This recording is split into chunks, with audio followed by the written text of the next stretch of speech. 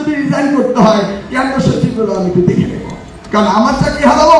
দেশে আসন্ন পাবলিক পরীক্ষাগুলোতে নীরব বহিষ্কার বা সাইলেন্ট এক্সপেলের কোনো সুযোগ থাকছে না বলে জানিয়েছেন শিক্ষামন্ত্রী ডক্টর আনম এহসানুল হক মিলন।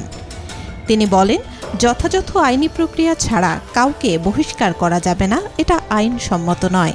মন্ত্রী এমপিদের কাছে কত তদবির, কিন্তু স্কুল কলেজে প্রিন্সিপাল হওয়ার জন্য তদবির আসে না। শিক্ষামন্ত্রী বলেন, কাউকে শাস্তি দিতে হলে ডিউ প্রসেস বা স্বচ্ছ প্রক্রিয়ার মধ্য দিয়ে যেতে হবে। কেউ পরীক্ষায় নকল করেছেন কি করেননি তা সেখানেই প্রমাণিত হতে হবে।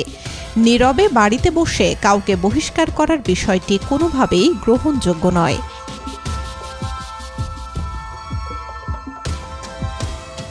সম্প্রতি সামাজিক যোগাযোগ মাধ্যমে নীরব বহিষ্কার নিয়ে শিক্ষার্থীদের মধ্যে উদ্বেগ ছড়িয়ে পড়ে। মন্ত্রী বলেন, মাধ্যমিক স্কুল সার্টিফিকেট পরীক্ষা পরিচালনা সংক্রান্ত নীতিমালাটি 1961 সালের। নীতিমালার পুরনো কোনো অসঙ্গতিপূর্ণ কপি থেকে এই বিভ্রান্তি ছড়িয়ে থাকতে পারে। আন্তঃশিক্ষা বোর্ড সমন্বয় কমিটিকে এই বিষয়ে দ্রুত একটি স্পষ্টীকরণ বিজ্ঞপ্তি জারি করতে নির্দেশ দেওয়া হয়েছে।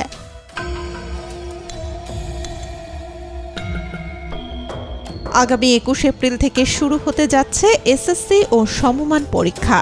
পরীক্ষাগুলো যাতে সুষ্ঠু পরিবেশে সম্পন্ন হয় সেজন্য সব প্রস্তুতি নেওয়া হয়েছে বলেও জানান শিক্ষামন্ত্রী। শিক্ষার্থীদের আশ্বস্ত করে ডক্টর এহসানুল হক মিলন বলেন, এবারের কড়াকড়ি আইনগুলো শিক্ষার্থীদের জন্য নয়, বরং শিক্ষক ও কেন্দ্র সচিবদের জন্য, যাতে তারা সঠিকভাবে দায়িত্ব পালন করেন। তিনি আরও বলেন, আমরা পরীক্ষার্থীদের পেছনে ছুটছি না, বরং শিক্ষার গুণগত মান ও মানসম্মত পাঠদান নিশ্চিত করতে শিক্ষকদের দক্ষতা ও জবাবদিহিতার দিকে নজর দিচ্ছি। Desk report, B news 24।